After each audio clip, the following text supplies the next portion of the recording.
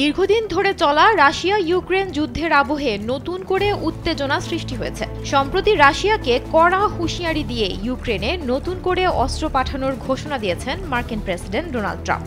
একই সাথে রাশিয়ার ওপর বড় ধরনের শুল্ক আরোপের হুমকিও দেন তিনি, যা রাশিয়ার যুদ্ধ চালানোর সক্ষমতায় বড় আঘাত হানতে পারে বলে ধারণা করা হচ্ছিল।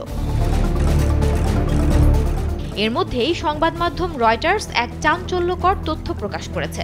হাতে পাওয়া চুক্তিপত্র, চালান এবং শুল্ক নথি থেকে জানা গেছে, পশ্চিমা নিষেধাজ্ঞা উপেক্ষা করেই চীন থেকে গোপনে কুলিং মেশিনের নামে রাশিয়ায় রপ্তানি হচ্ছে বিশেষ ধরনের ইঞ্জিন, যা ইউক্রেনে হামলাকারী রুশ গার্পিয়া A1 ড্রোন তৈরিতে ব্যবহৃত হচ্ছে।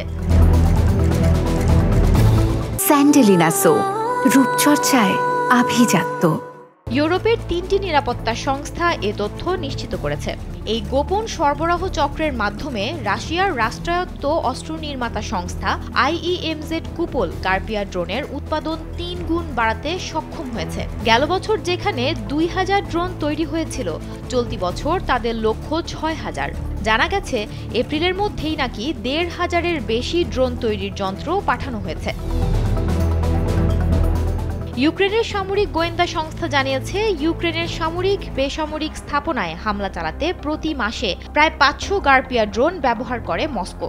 এর আগে গার্পিয়া ড্রোনে চীনের জিয়ামেন লিম্বাজ অ্যাভিয়েশন ইঞ্জিন কোংয়ের তৈরি L550E ইঞ্জিন ব্যবহারের খবর প্রকাশ্যে আসার পর ইউরোপীয় ইউনিয়ন ও যুক্তরাষ্ট্র ওই কোম্পানির বিরুদ্ধে নিষেধাজ্ঞা দেয়। কিন্তু নতুন তথ্য অনুযায়ী বেইজিং জিচাও আন্তর্জাতিক প্রযুক্তি ও বাণিজ্য নামের আরেকটি চীনা প্রতিষ্ঠান SMP-138 নামের একটি রুশ ফ্রন্ট কোম্পানির মাধ্যমে সেই একই ইঞ্জিন দিচ্ছে।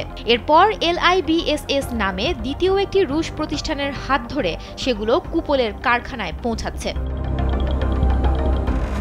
চুক্তিপত্রে এই ইঞ্জিনগুলোকে শিল্প শীতলীকরণ যন্ত্র বা ইন্ডাস্ট্রিয়াল রেফ্রিজারেশন ইউনিটস হিসেবে উল্লেখ করা হয়েছে, যাতে চীনা কর্তৃপক্ষ সন্দেহ না করে।